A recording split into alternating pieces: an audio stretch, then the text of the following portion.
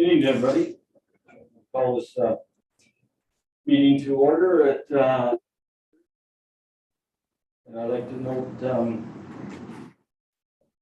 council members present, and Councillor Cannon is away tonight. I'd like to welcome, we've got some people in the gallery tonight, and we've got some staff, and we've got some people on Zoom. So that's, things are looking up. Okay, we'll do discovery of temporary interest. Anything to declare? Seeing that, we'll move on.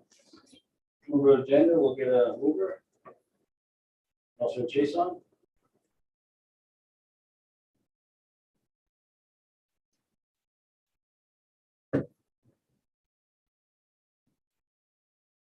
Okay, we'll move on to number 4. We have a presentation tonight by Ms. Joanna Goh, Warwick Heritage Committee. So Warwick History 101. I'll let you take over right now. You ready to go? I am. Can everybody hear me? Yes, we can. Okay, let me just share my screen here.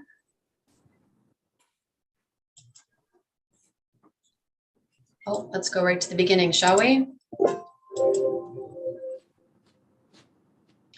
So I hope everybody's got note paper and pen because there's going to be an exam at the end. Okay. So I'd like to thank Maury, Mayor and Council for inviting me this evening to do a little presentation on Wawa's story. I'm going to pack a lot of information in here in 10 or 15 minutes. I think I may have kind of invited myself. This was inspired by the Heritage Committee meeting up with some challenges recently, moving once again a large amount of artifacts that we've been preserving and protecting on behalf of the people of Wawa. And we thought that maybe it would be a good idea just to try to present the townspeople and the mayor and council with just a brief overview of how significant Wawa's history is and how we need to properly acknowledge, celebrate, preserve, and promote our heritage. So I'm gonna be talking about how the land is so important to who Wawa is and what Mishpugatan represents. The landscape is abundant in resources, and all of these resources have attracted people over centuries to the landscape. I'm going to be talking about ancient culture, exploration, trade, mining, fishing, forestry, hydro, highway tourism, and culture. Just some of the many layers of stories that are part of Wawa's history. So there's an ancient people that have been on this land. It's an ancient land. And because of the resources and because of the strategic location of Mishpugatan in Northern Ontario is one of the main reasons why people have been here for so long. So we know that archaeologists have stated that in Ontario, we've been dealing with over 600 generations of people. And it's only in the last 400 or 500 years that we've been dealing with 15 generations of the ancient cultures with the European population coming to the area. But there was a culture here after the glaciers left 9,000 years ago that we're only just beginning to understand now. And of course, the indigenous people say they've always been here and they've been the stewards of the land and they've been utilizing the land right back to what archaeologists call the old copper culture. And we're finding artifacts on ancient beach terraces and in the landscape that date back 4,000 or 5,000 years. And some archaeologists are really amazed at this. And none of that has really been studied at all. So that culture lasted till about 1500 before present time. Then what archaeologists call the woodland and the laurel culture went from about 900 to 1700. And this is the culture that used got out of using copper tools, but they developed pottery and had different ceremonies and different ways of settling the land and utilizing the land. And then the Ojibwe migration into the area around the 1600s to present. And then of course, this is the direct ancestors of the Mishpugatan First Nation that are here today. So lots of lots of different layers of stories, and these stories we don't know a lot about. And I think there's lots of room for collaboration with the local First Nation here and in Chapleau and Missinaba to learn more. There's artifacts, the people of the land, everybody knows that the Wawa area has a ton of Ojibwe heritage, and the landscape has a ton of Indigenous names to everything. I would argue you couldn't find a place in Canada where there are not more names that people can't say, like Mijigamingshing and Anjigami. The people of the land, they named the land. Even Wawa, the name for Wawa, traditionally people thought it was Wild Goose, but the name for Wawa Lake was Wawangong, a place of clear water. So even the names that the First Nations gave to the landscape had meaning, and there's a lot of sacred parts of the landscape in this area. Places like the Agawam Indian Pictograph site, where is probably the most well-known rock painting site in North America, but there's lots of other painting sites throughout the Wawa area in the Algoma district that we don't know a lot about. There's also other sacred sites that we don't know a lot about, and we need to be careful that we're not just plowing or mining through some of these areas without actually recognizing other values and other sacredness to the area. The First Nation have been integral in introducing us to the land and introducing us to the resources that we're able to use. Prime example is William, Teddy, and Louise Toa, who discovered gold. If it wasn't for them, when would we have made that step into mining being such a major part of our legacy here in Wawa? Chief Totemene was the Mishpekatan First Nation chief who signed the treaty in 1850. Louisa Mackenzie Bethune, she was Athabascan First Nation woman, half Scottish, who was married to the local factor at Mishpekatan Post. She's buried here. She died in 1833, but she represents the significant role that First Nation women played in the success and abundance that the fur trade brought to the history of Canada, as well as the history of Mishpekatan, with creating alliances between the traders and the local First Nation populations, learning how to trap, learning how to treat the furs, learning how to make snowshoes, learning how to live on the land. There are so many layers of artifacts that have been unearthed over the years along the shoreline of Lake Superior, especially around Mishpekatan Bay at the mouth of the Mishpekatan River. The photos at the top on the right, they show you the significant number of artifacts just at the Canadian Museum of History in Ottawa. The pot on the top right-hand side stands about 2.5, 3 feet high, and that pot was restored, but 2/3 of it is original, and it was found in Mishpekatan Post Provincial Park, which was the multi-layered settlement site for Mishpekatan First Nation. The bottom left is a picture of all the volunteers who came together from Mishpekatan First Nation and the local community to help with 41 boxes of artifacts that were returned from the province of Ontario to Mishpekatan and Wawa. And they include lots of the similar artifacts you see on the bottom right, but also a lot of artifacts from the fur trade post as well too. So these boxes are just, they need a place to be celebrated and acknowledged and stored and preserved as well too. So if everybody can think back to their grade 5 history, I think it was, when we talked about the early explorers going across North America, they all would have come through the Mishpekatan area. Mishpekatan was a strategic location for travel west into Western Canada, east to Montreal, through the Great Lakes system and French River, and north up the Mishpekatan River to the Missinaba River, the Moose River to James Bay. So anybody who was anyone would have come through Mishpekatan, went to the post to restock, get some supplies, take a break, send some mail. So people like Etienne Brûlé, Radisson Grosset, Alexander Mackenzie, who was the first European to cross North America, Alexander Henry, who was also at Sault Ste. Marie and Michilimackinac. The painting on the left here belongs to the city of Sault Ste. Marie, and it was done in 1883, and it shows the extensive buildings at Mishpecotton Post during the middle of the 1800s. Mishpecotton became the headquarters for the entire Lake Superior district for the Hudson Bay Company, and they took over from Fort William in Thunder Bay after the Northwest Company was taken over by the Hudson Bay Company in 1821. So a pretty extensive operation, as you can see. And you can also see in the foreground of that painting is the First Nation settlement, which is pretty much located where the Mission Generating Station now is outside of Fenland's Lagoon. And then on the photograph on the right was taken in 1908 after the post was abandoned, and it was being used as the first Bureau of Mines office in the province of Ontario with the discovery of gold and iron. There was a lot of other people passing through across Canada, people studying the geology, the plants, the animals. Map makers were still using their maps today, like David Thompson. Sir John Franklin of the Franklin expedition, he came through Wawa.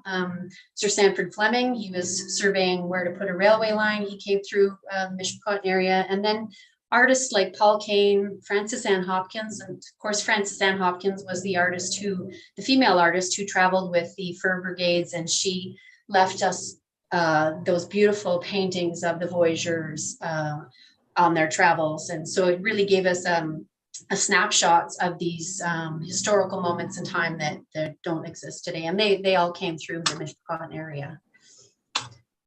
So in the 1880s, Canada was building a railway, and the railway didn't come through the Wawa area. I'm talking about the Canadian Pacific Railway. It went through the Missinaibi and Chapleau area, but Mishpecotton Harbor was an integral location for the offloading of supplies, laborers, horses, equipment.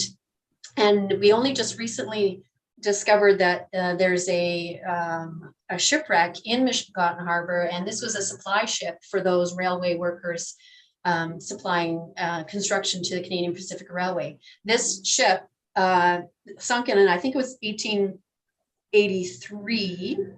It's a marine archaeological site like no other in the Canadian Great Lakes right now. It's a pristine site below a certain depth, but it's becoming a tourist attraction, and scuba divers are showing up interested in having a look at this location.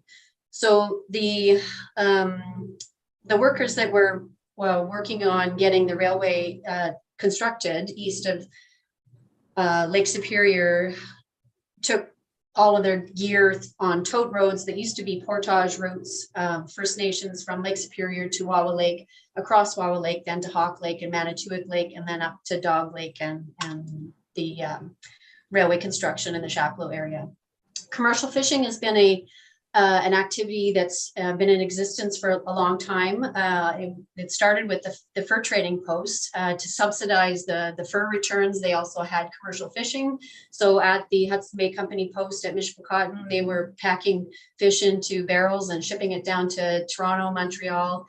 And they learned the techniques for fishing and where to fish from the First Nation community that was here at the time. We also have a number of lighthouses that are still in existence in the area on Mishpecotton Island, Caribou Island. The two lighthouses out there are known for their unique architecture, and they're the only two of a kind that are still operating in Canada. The lighthouse in Mishpecotton Harbor was the last lighthouse to be automated on the entire Great Lakes Canadian system in 1991. And then, of course, there was the gold rush in 1898. William Teddy and Louise Toab discovering gold on Wawa Lake, which really started Wawa's legacy as a mining community. And some of these mines are still being kind of reignited today, and as well as other ore bodies in the area. Mining and gold will, I think, always be around. It's certainly a boom and bust, but it's brought a lot of people to the area. When they were looking for gold, they found iron. A chunk of iron ore ended up on Francis Hector Clerc's desk in Sault Ste. Marie, and he immediately envisioned an entire industrial empire out of Algoma, the district of Algoma and Sault Ste. Marie. If it wasn't for the iron here at the Helen and Magpie mine, then Algoma Steel wouldn't have existed. So we had Algoma Steel Corporation, the Algoma Power Company, the railway. The first extension of the Algoma Central Railway, which still exists today, was the line between Helen Mine and Mishpecotton Harbor. The Algoma Central Steamship Line is the longest continuously running steamship or marine company on the Great Lakes system in Canada. It's the oldest company, and it was started by Clerg just to get the iron out of Wawa to Sault Ste. Marie. Mishpecotton Harbor, a deep water harbor that's the only one along the eastern shoreline, and then pulp and paper, which has lasted for quite a while as well too. So the iron mine was, of course, the big thing for 100 years in Wawa, and if it was really the heart of that mountain was the heart of this town, and the mining has the innovation and the determination of this company to continue mining for 100 years. There's lots of different innovative ideas that they came up with, different processes that had never been done anywhere else. You could write a whole book on the history of that mine. Somebody should do that. Forestry, of course, is been around for a long time, and is another resource-based industry that's boom and bust can be. The first wood was harvested on the Mishpecotton River and floated down the river in the early 1900s. During the Second World War, there were POW camps dotted all throughout the landscape that would assist with the cutting of the pulpwood on both the Magpie and the Mishpecotton River. And of course, forestry continues to this day. Hydro generation, I don't know too many communities that have 7 power dams within throwing distance of the town. The first dam was built on Mishpecotton High Falls and was completed in 1907. The remnants of the Steep Hill Falls Dam on the Magpie River, that dam is a pretty large artifact that it apparently is a unique structure that is the only remaining example of that type of dam operation that still exists in Canada today. So Wawa, you can see, has always been a land of plenty. We're a natural resource-based community. And of course, in the 1950s, like much of North America and the world, there was a big boom after the Second World War. But our character is based on the fact that we have been a remote location. It gives us a kind of unique feel, but we're in this amazing landscape. The only way in and out was either by boat or train, and a dog team every once in a while. That character changed a little bit when the highway finally came through in 1960, and I think we can all agree that Mr. Turcotte's idea of a big fat goose at the entrance to the town was a good one. And we are certainly known throughout the world for our goose, which has brought us to tourism, and tourism is a really important aspect of our community, and not just the traveler. I think people come here because the landscape really inspires them, and it inspires their creative spirit, but also inspires their healthy spirit. A landscape where they can breathe and feel connected to each other and to the land. People like the Group of Seven, the famous Canadian group of artists in the early 1900s. A.Y. Jackson was one of the founding members, and he had a cottage here on Sandy Beach for 10 years. He came up almost every summer, and he was inspired by the landscape. We're only just realizing how many sketches and paintings he did of the landscape in this area. And I'm finding that a really interesting scavenger hunt. I'd say we're probably over 120 different paintings from Gargantua to Pakasaw that he's done of the mission and all over. People like Glenn Gould, he was fascinated with the Wawa area. He couldn't get over how well he could compose and write and connect with the land and his own muse to get creative. And if he has a huge following internationally, even though he's been dead for 30 years, there's still so many people that want to be where Glenn Gould has gone. And of course, the Group of Seven are coming into their own again as well. People are always looking for more information on them. But tourism hasn't always just been, since the highway came through, people of affluence, like lawyers and doctors and judges, when they found out that you could take a boat or a train to get to the wilds of Algoma and the Mishpachon area, they would plan all winter long, and they would meet up with First Nation guides like William Teddy to take them out into the bush with canoes, with boats, take them to the good fishing locations, take them to the good camping spots, take them to the places where they can totally get away from it all and portage and paddle and enjoy the outdoors. And of course, that certainly continues today. And we're so lucky that we get to live that ourselves right here in our own town. So how do we acknowledge, commemorate, and preserve our history? What are we doing already? We've got the heritage doors, which seem really popular. The outdoor panels of information at the Tourist Information Center, on the Boreal Walkway panels, which are lovely. We have outdoor mining artifacts, which people are interested in. Wawa was recognized with the Lieutenant Governor's Award for Heritage Appreciation. I think that's up somewhere, maybe at the Town Hall. And places like the Sandy Beach Mishpachon First Nation Pavilion, like that is a little gem. I've been offering tours down there on A.Y. Jackson during the summer, and anytime I'm down there's a lot of people that really enjoy that location and the information that it provides, and it's really well done. What more can we do? There's some indoor displays in the existing municipal buildings that we can put up, some information or display some of our history. Any future renovations or future buildings that we're going to be working on, can we make sure that we also include some way to acknowledge and preserve our culture and our heritage?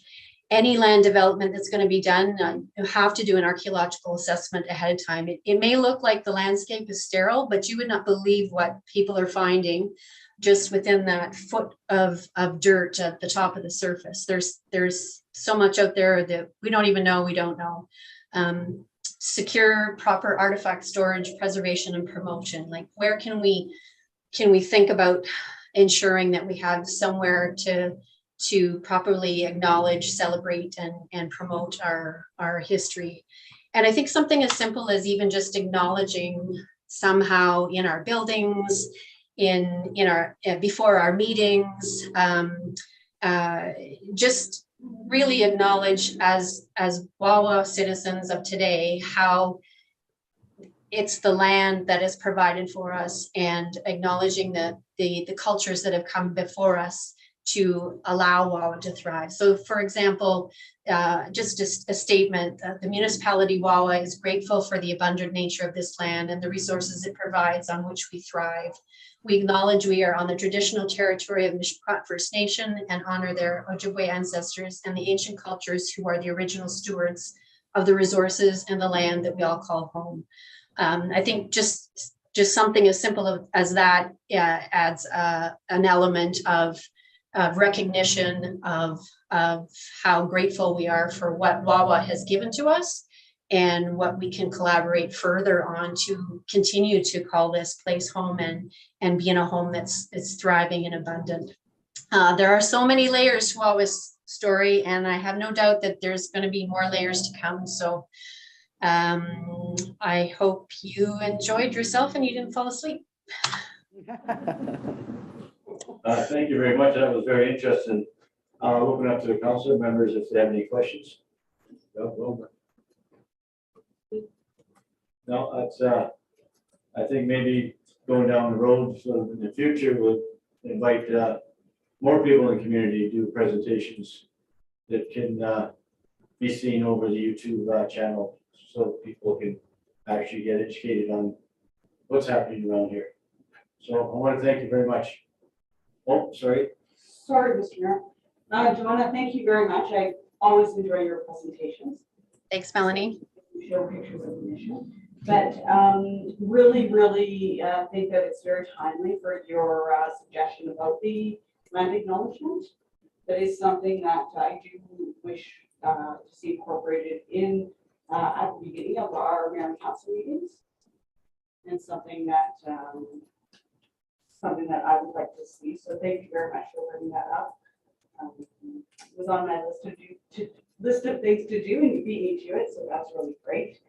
So I'd like to work with yourself, and then of course members of our team to really craft an appropriate statement, something that we could use at the beginning of our meetings, and hang.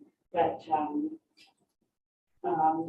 I also just wanted to ensure that we don't leave anybody out, and really make sure that we recognize the significant contributions of the Métis that live in the Moa area, and then of course our other Indigenous people that live in the province's Superior Treaty Territory, such as the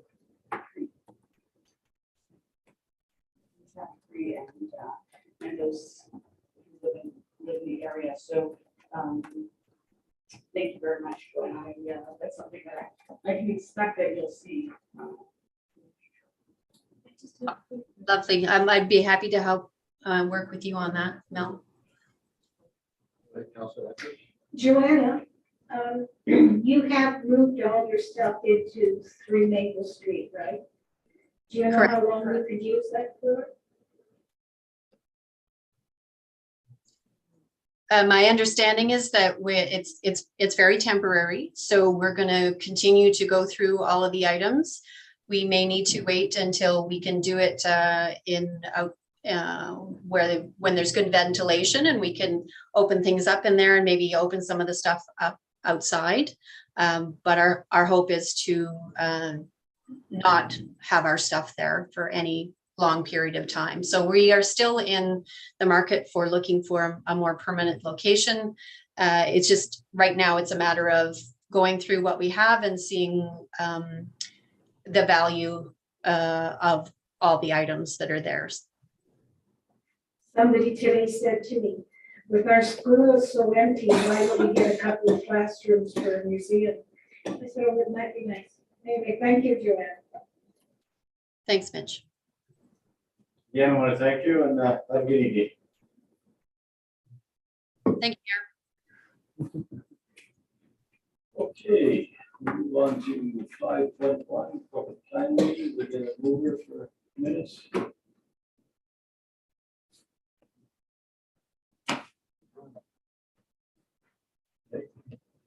Councillor Chason? No, can't see. Can't see behind you. Okay. Well, this is right out of the previous meeting. We're moving to new business. We've got a memo from the Senior Solution Committee regarding handicap parking. This was Dan Beach going to talk to this. Dan, you on? Yeah, he's there. Go ahead, Dan.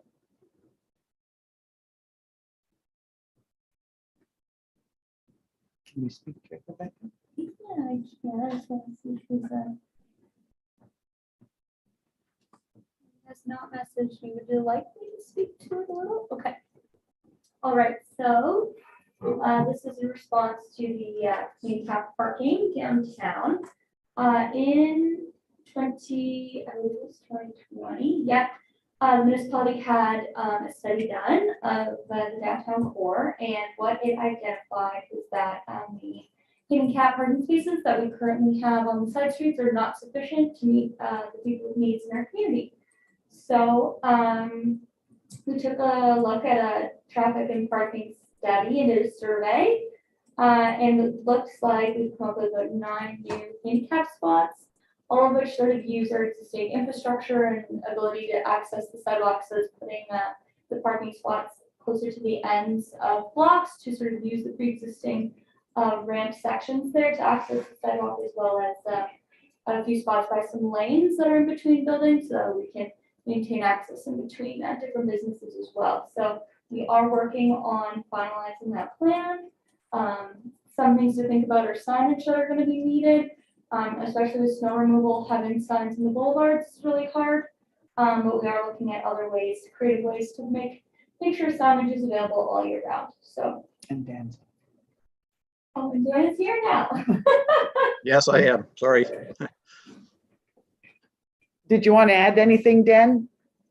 No, Rebecca pretty much did it. We did try to make some spots last year, and we just found it difficult with the staff we had and already having lines painted. We did decide to add the spots all at the far ends of the blocks, and we're going to try and do that this year with 6 new spots to be made. Questions? Dan, do you have, are you able to give us a sense around actual timelines, like specific timelines that the seniors council can anticipate? I know with snow, it's hard, it's probably hard, but. Are we thinking that's- So once the snow is gone and the streets are all swept and cleaned, before we start painting the lines, so I'm guessing around June, we'd have to demarc some of the lines and then measure everything out and then paint them again.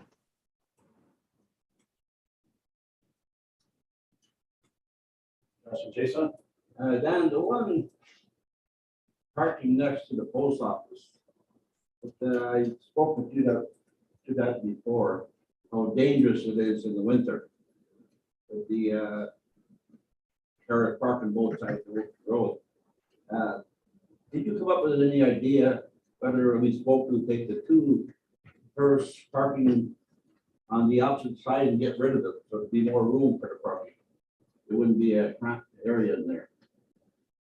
Is that taken into consideration that? Yes, Bill, these parking spot, the handicap spot on the side of, I believe it's Ganley, will be removed and moved to the front of the post office. Smart for that, Dan. Very good. Any questions? Dan, this map there, we've got all these these parking spots. This is your map? No, this is the map done by Dan Bruno. Okay. And we're looking at the same thing, or we're looking at something different?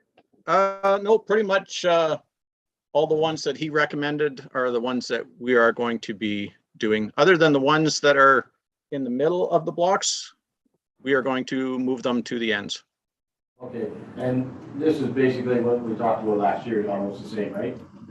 Yes, pretty much. Okay, thanks. Questions? Want to we'll move on to 7.2, multi-year budgets. Well, Good evening, everyone. So this was just a quick recap of the 2 budgets that we presented. The first being capital in December of 2021, and the second one being the operating budget just last February last month. So the key takeaways from that budget was a recommendation that the property tax levy be increased by 2.75%, or approximately, pardon me, $136,000.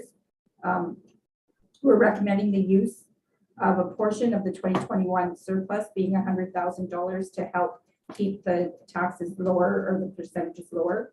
We're recommending transfer from the operating budget to the capital reserves of $692,500 for future use. I included a chart just showing that the budget was balanced and the amounts going to each department.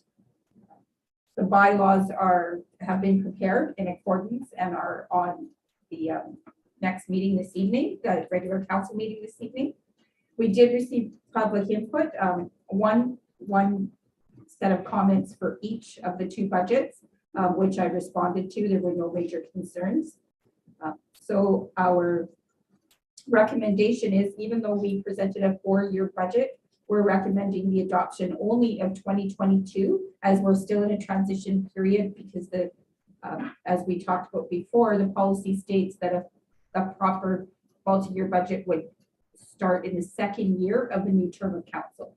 So in order to align with that policy, we're asking that council this evening adopts only the 2022 portion, with the remaining years as a basis for the next couple of years in the preparation of the next budget. Yeah, I think this is an excellent budget strategy for future budgets, because if you go 1 to 4, when you approve, but the other three you tweak as you go anyways. Yeah. But your baseline is there. Yeah. So you don't have to do all this work all over again. That's the way I understand. Yeah, that's our intent as well. Any questions? No questions? Okay, thank you very much.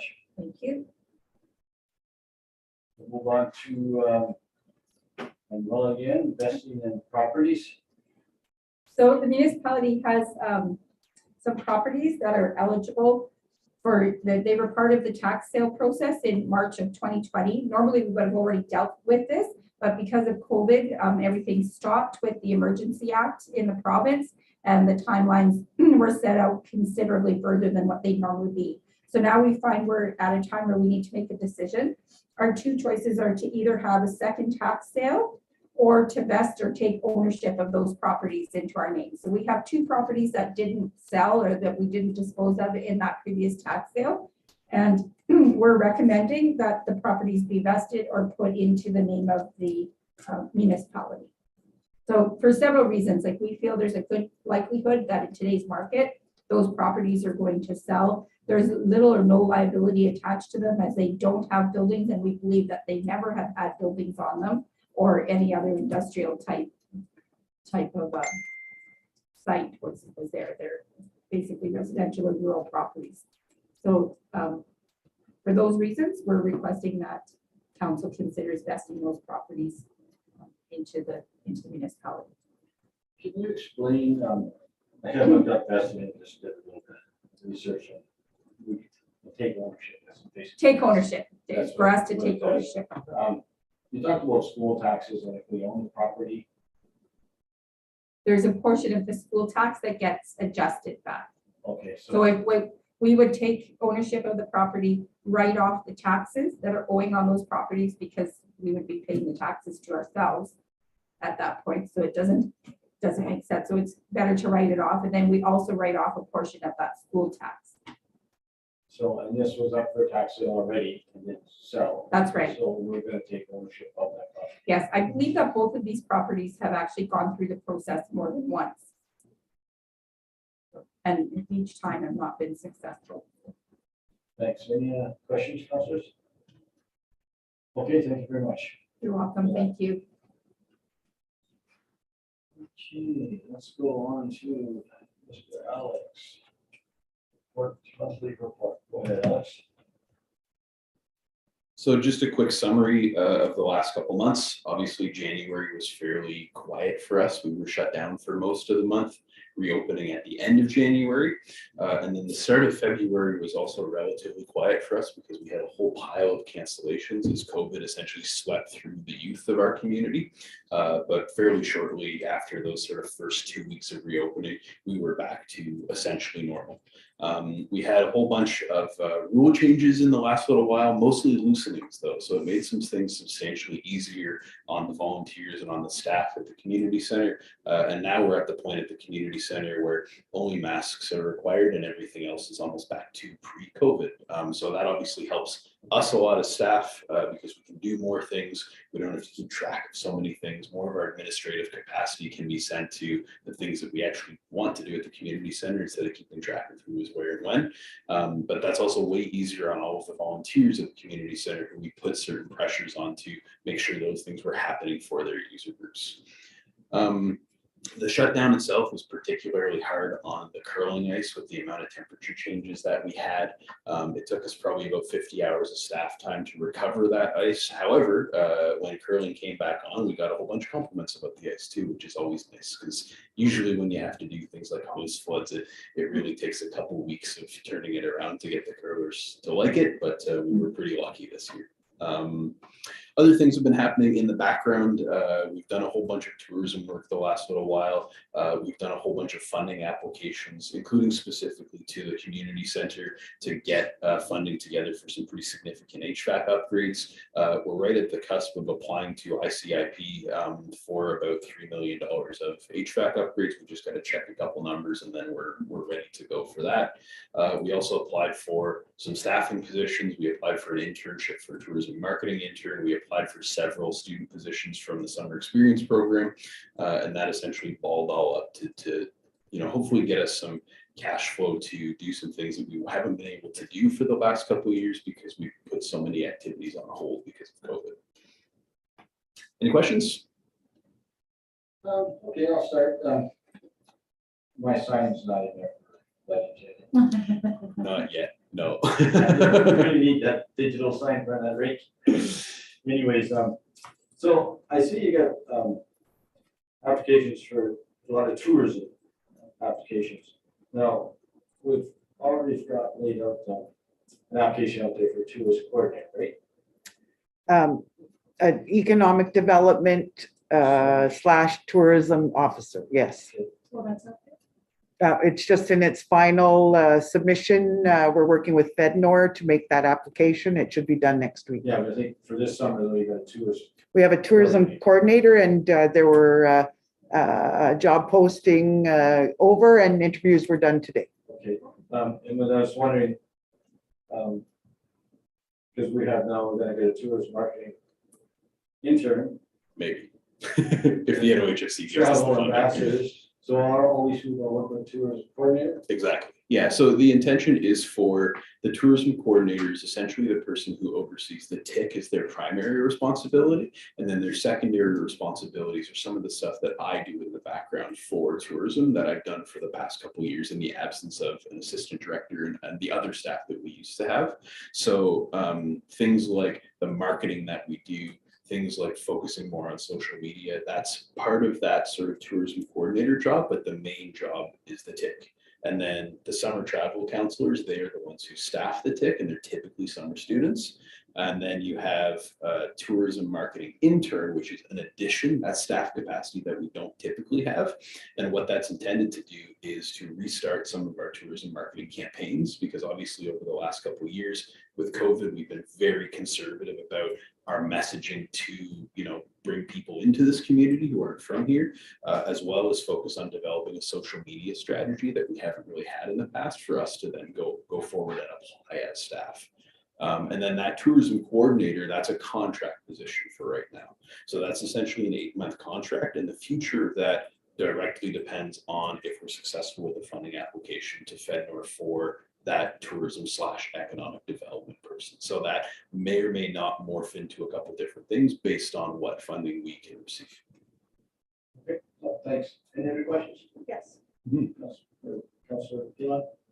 I have a question about the Valley Park update. Yes. I understand that you're working with volunteers, and I think that's wonderful. I have some concerns about the liability to access the park. Mhm. Since there's not an adequate bridge to take it over, walk the bridge.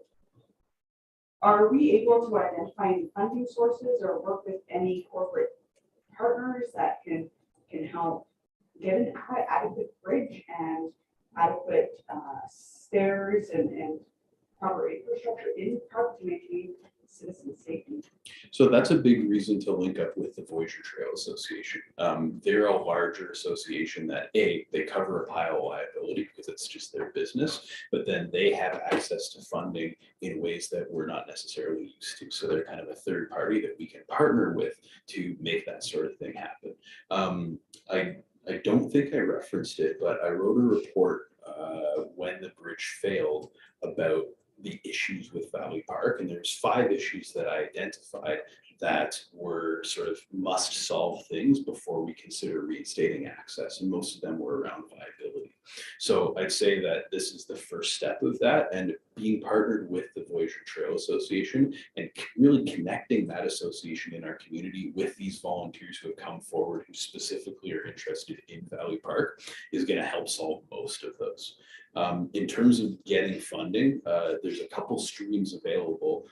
Probably the easiest one to access is through TransCanada Trail, because they have funding for infrastructure for trails within the network, and we as the community of Wawa are in that network. So that's probably the first place that I would start, but I don't want to start anything until we deal with the land use issues, because I think how I described it in the report is there's no point putting a bridge there if we haven't solved all of the problems that the bridge leads to. We have to solve some of those problems first before we make that access formal. Is that municipal land or is that MNR land? It's a web. There's private land, there's crown land, there's hydro line easements, there's municipal land, there's just a whole pile of stuff back there. So that was one of the issues. And that's where it's really helpful to work with the Voyageur Trail Associations, because they have existing landowner agreements that if the trail is part of the Voyageur Trail Association, they take care of it, and it's not something that the municipality has to worry about. I've got, I'd love to be provided with that. I've got, a very heavy interest in seeing that Valley Park is upgraded. It's certainly just it's a gem for our community, but it's certainly, the trails in our community are an important amenity, and they certainly contribute to increased value, home values and property values, and they also, they just provide so many benefits. And when we're, when we're having these conversations about, can we walk at the dam or at the snow dump, and, not having access to places like Valley Park, I just think that it should be a priority.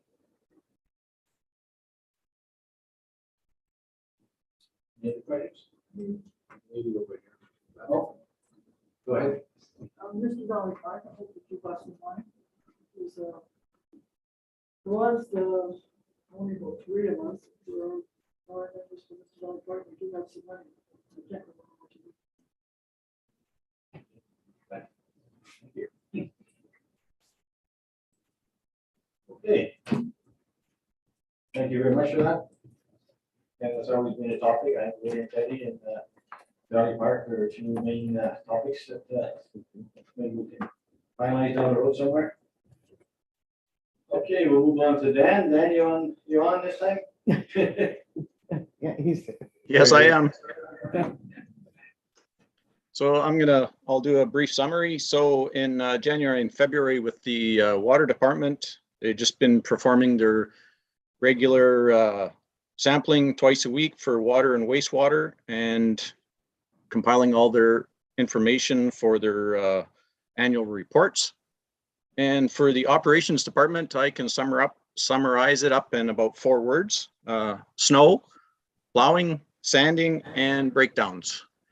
We've had just as the amount of snow that we've had this year, we've had just the same amount of breakdowns for our equipment. And we're just trying to get everything running so that we can get all the snow off the roads before the warm weather comes. And do I have any questions?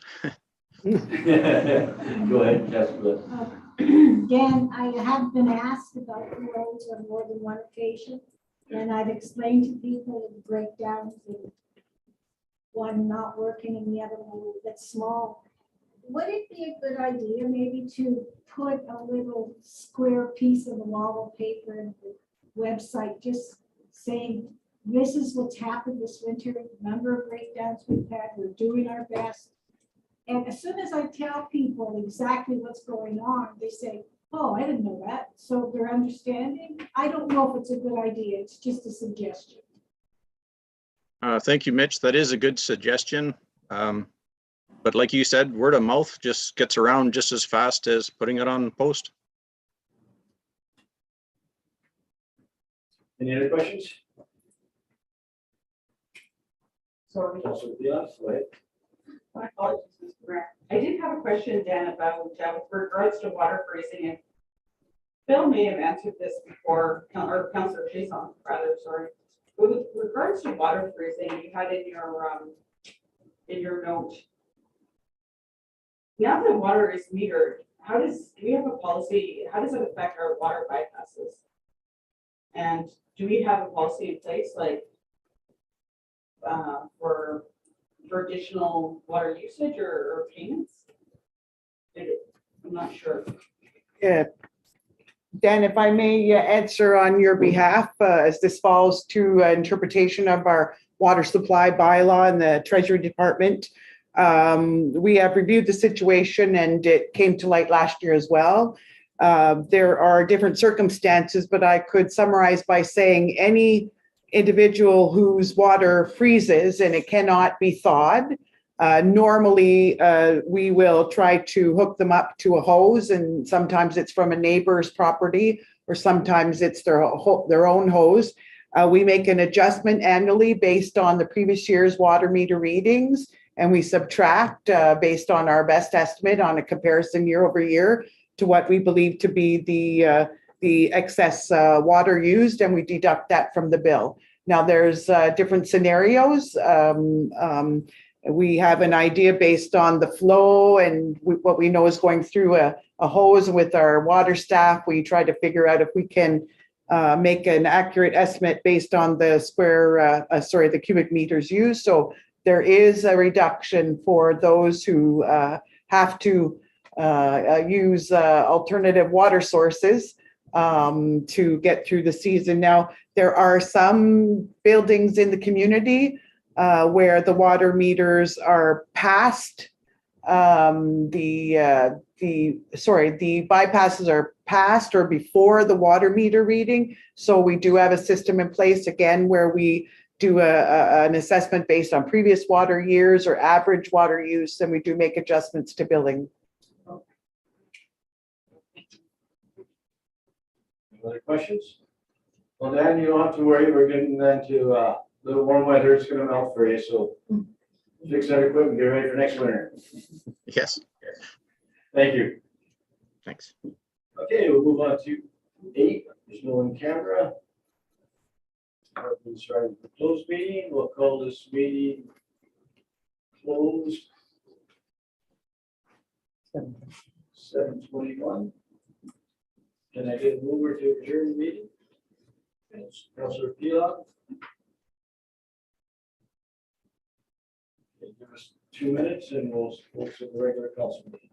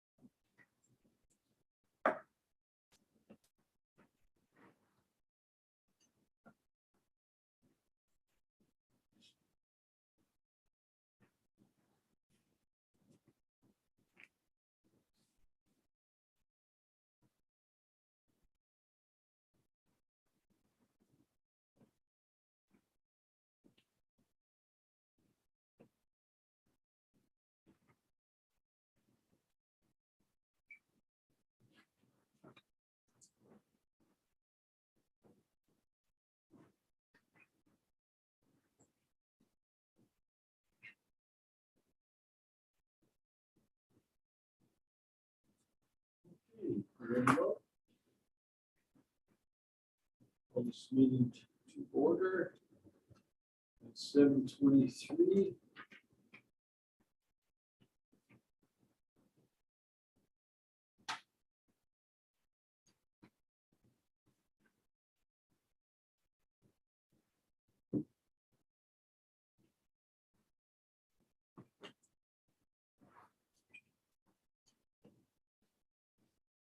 Like to know members present.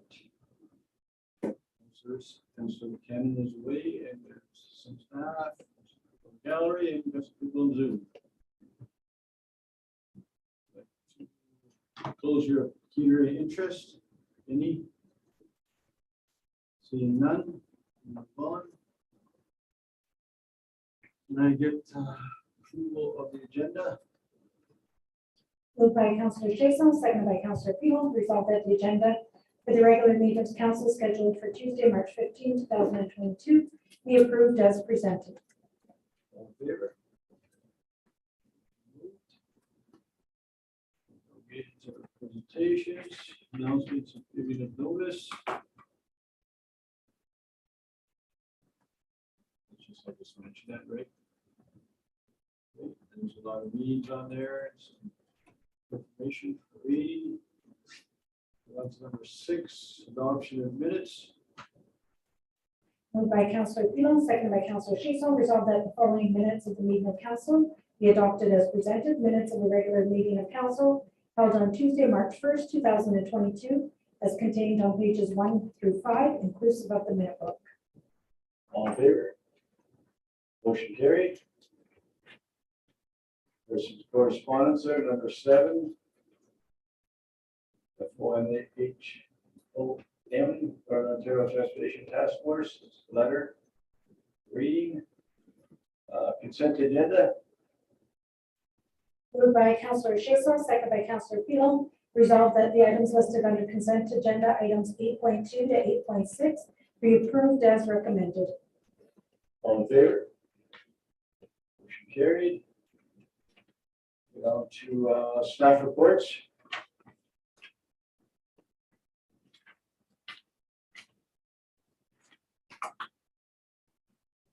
Moved by Councillor Schaefer, seconded by Councillor Hatfield. Resolved that the Council of the Corporation of the Municipality of Ottawa does hereby receive the following staff reports, a copy of which are attached here too. A, AP 2022-03, report for the months of January, February 2022. B, DB 2022-01, report for the months of January, February 2022. C, MB 2022-01, multi-year budgets, and D and B 2022-02, vesting of properties. All in favor? Motion carried.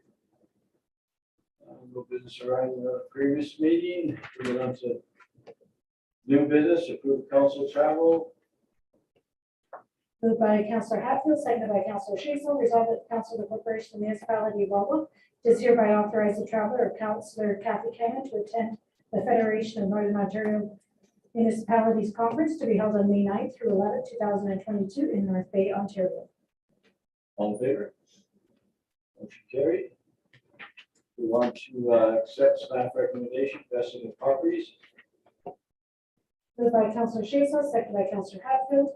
Whereas property described firstly as parcel 12175, section AWS SRO, part mining claim SSM 8042 McMurray, designated as part 2 plan 1R87836, reserving the right of way of Algoma Central Railway and the SRO on and over the right of way of Government Road, Mishpacotton. Secondly, as parcel 11752, section AWS SRO, part of mining claim SSM 8042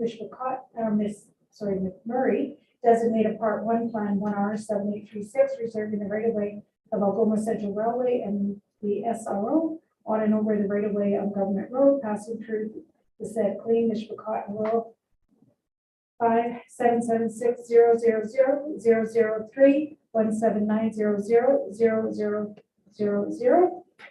And whereas the property described as parcel 1519, section Algoma West section SRO, location CL 10545, Lenter, designated part 1 plan 1R9738 S/T, if enforceable, execution number 99-000593, Mishpacotton, roll number 57760000071800200000 were offered for tax sale in accordance with the prescribed rules under Part 11 of the Municipal Act, and whereas the noted tax sales were unsuccessful, and whereas after an unsuccessful tax sale under Part 11 of the Municipal Act, the treasurer of a local municipality may remove the unpaid taxes from the roll on the approval of council as per section 354 sub 2, subject to section 354(3) of the Municipal Act 2001.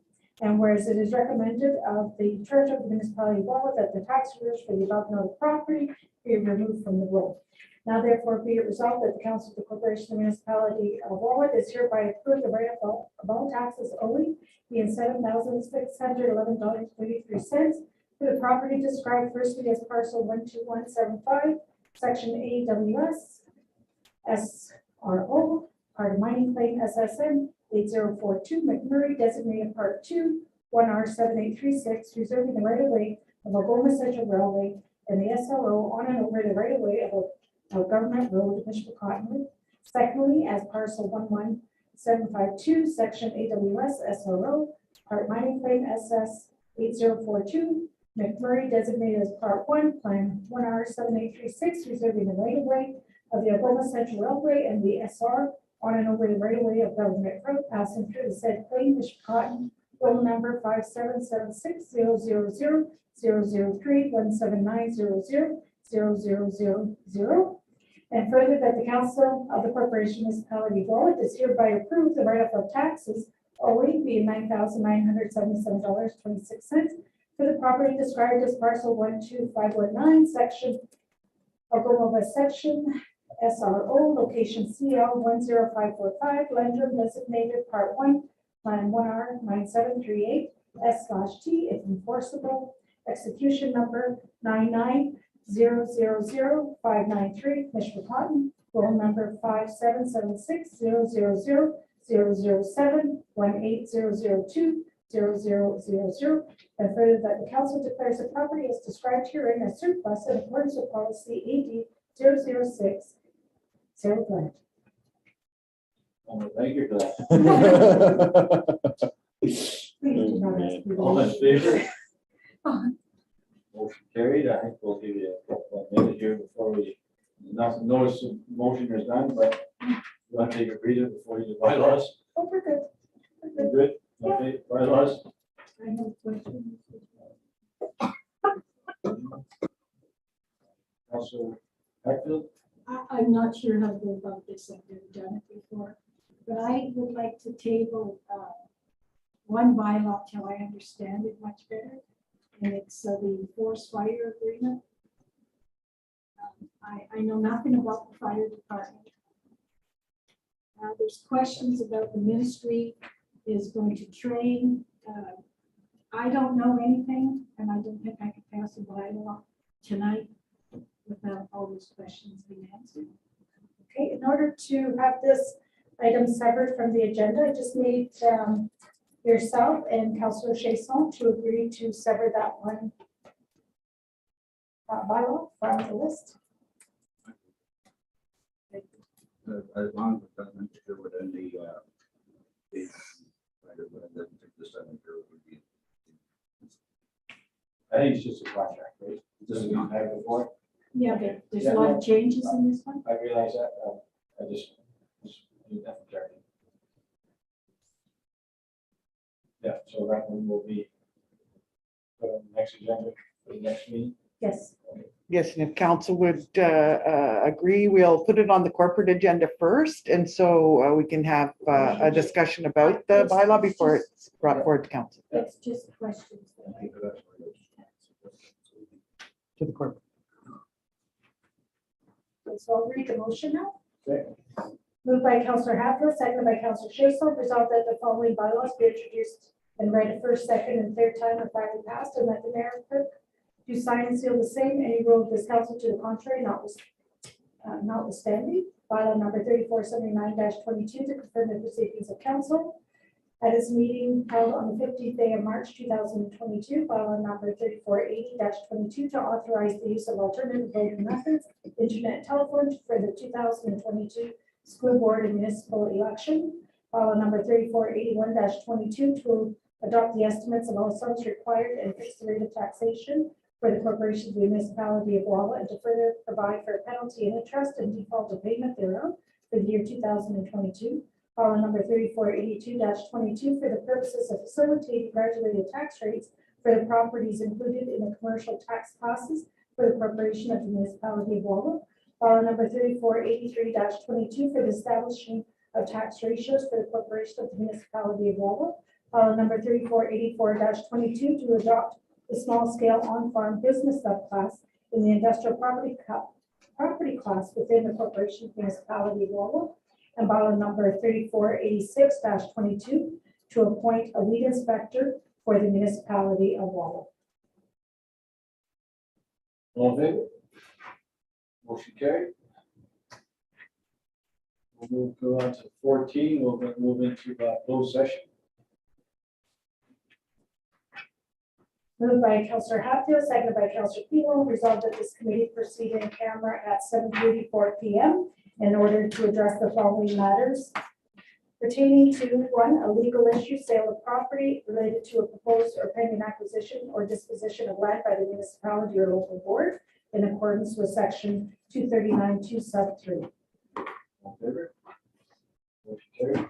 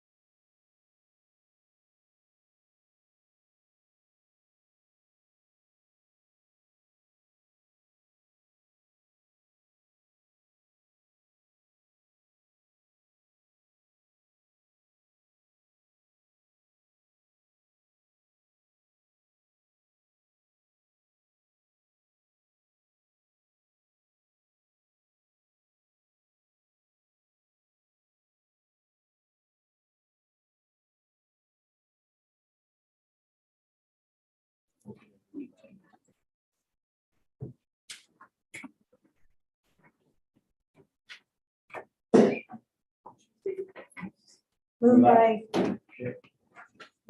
Councillor Phelan, seconded by Councillor Caplan, resolved that the meeting close at 8:08 PM. All in favor? Motion carried. Folks.